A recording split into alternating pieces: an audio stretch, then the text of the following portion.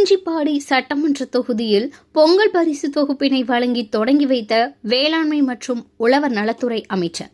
கடலூர் மாவட்டம் குறிஞ்சிப்பாடி சட்டமன்ற தொகுதியில் தமிழக அரசு வழங்கும் பொங்கல் பரிசு தொகுப்புகள் குறிஞ்சிப்பாடி அடுத்த மீனாட்சிப்பேட்டையில் நியாய விலைக் கடையில் வழங்கப்பட்டது.